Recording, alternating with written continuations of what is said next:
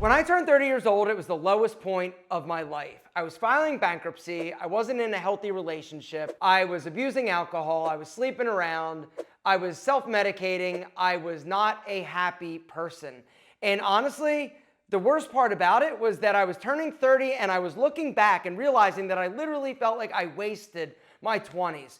Today, guys, I don't want the same thing to happen to you. I'm gonna go over some things that you need to know. I'm 49 years old now, and looking back, these are the things that would have changed everything. Number one is staying with somebody that's not right for you. And only you can answer this, but you know, deep down, you know.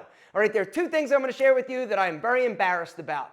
Number one, I dated somebody and stayed with them even though I knew they cheated on me a few different times. Why did I do this? Because I felt like it was me. I felt like it was my problem. I felt like if I was just a better boyfriend, if I just made more money, if I was just better at whatever, that she wouldn't have done that. The truth is, she was the broken bitch who didn't deserve me. But I was too weak in order to basically stand up for myself and demand to be treated better. And so I allowed her to do this. Never, ever stay with somebody that is disloyal to you, period. Because you're never gonna trust them, and once that trust is broken, it's done. The second person I dated was somebody that was just hot even though I knew they weren't right for me. They were an emotional disaster, they were a train wreck financially, and they were toxic. It was never gonna work, but I dated her literally for like a year and a half because she was hot. Number two, investing. I didn't do it. I did not learn about money until much later in life. And the reason was, well, there are a few reasons. Number one, I grew up poor, and when you grow up poor without, you think that money is kind of like a bad word. You don't educate yourself. This is one of the worst things. By me sticking my head in the proverbial sand and not thinking about it, worrying about it, and thinking eventually I'll whatever, I wasted so much time, so much money. And when I think about where I could have been if I would have just taken a more active role in financial literacy and learning about money, I would be wildly, like years and years and years ahead of where I am now. Number three, chasing a dream that is not going to happen.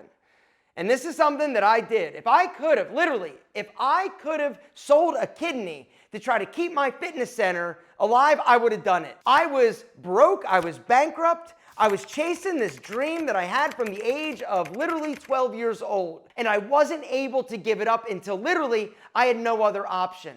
And when I think about how I could have used some of those years to fine-tune some of my higher value skills, to focus and look for something else, something different, something that was going to actually work, I would be so much further ahead than I am today. But I wasted it. Why? Because I was chasing something that I knew deep down was never going to work. The writing was on the wall. It's like everybody around me could see, this isn't gonna work, stupid. Get off, jump out of the burning building. Like, it's going down in flames. I was too dumb and too proud and embarrassed and just thinking that if I just tried a little bit harder, that this was going to work. It wasn't going to work. And at 30 years old, I was filing bankruptcy. I was wrecked.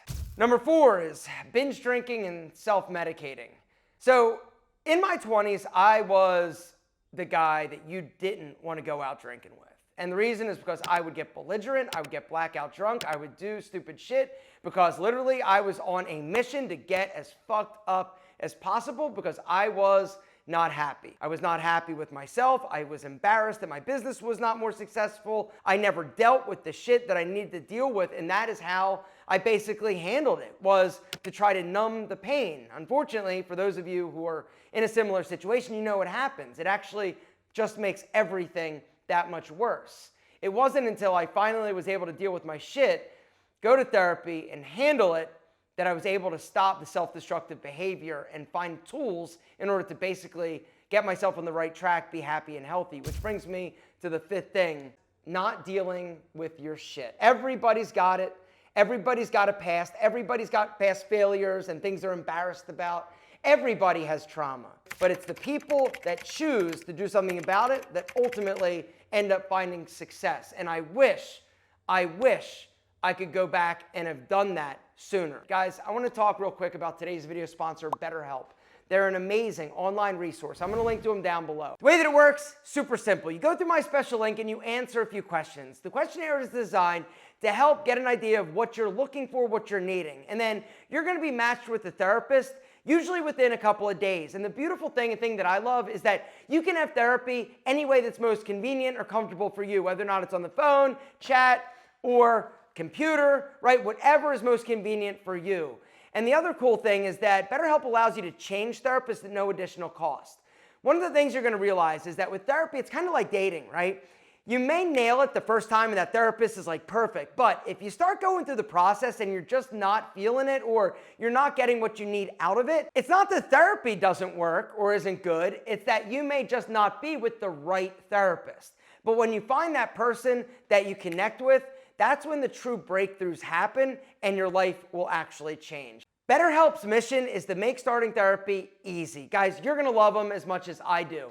And like I said, the sooner you start and the sooner you take action, the sooner you're gonna be on your road to living your best life. You're gonna be happier, healthier, and life, honestly, at that point, it gets so much better and so much sweeter. It's also something you're gonna be able to take with you for the rest of your life, but it starts with you taking action. Guys, if you go through my special link, betterhelp.com/alpha-M, that's BETTERHELP.com/alpha-M, you are gonna get 10% off your first month of therapy. Gentlemen, therapy is a gift that you give yourself. The next thing I don't want you to do is waste time trying to impress somebody that doesn't matter. So often, we focus on doing things, buying things, showing things, saying things, just in an attempt to make other people think that we're cool, or think that we're awesome, or think that we're something that we may or may not be. I wasted a lot of time being that guy, and what I should have done is build myself into a man that other people admired and respected by having discipline, by having integrity, by not doing the things that they all were doing, which brings me to the next thing, and that is wasting time on low-value people. This is something else that I did a lot in my 20s. I hung out with people that were self-destructive just like me because they enabled my behavior. Not only did they enable it, they were like, yo, this is cool. We all are doing it. It doesn't make it okay for you to surround yourself with losers. Which brings me to the next thing you just need to really focus on, and that is surround yourself with higher value people. Build a network of people that are going to support you, uplift you, and call you on your bullshit. When you're hanging out with your buddies who are losers and doing self-destructive things, they're not gonna call you on your shit. They're not gonna say, hey, you probably shouldn't do this. You should focus on this instead. Stop wasting your money on that. Stop binge drinking. You should do this instead. No, they're not gonna do that because that would make them analyze themselves. It's important in your 20s to outgrow people. If you don't, you're gonna continue to perpetuate the self-destructive things with the self-destructive people. And once you creep into that like 30, 35, 40, it gets basically so much harder to like reverse course. But in your 20s, it's not too late to change directions, which brings me to something else.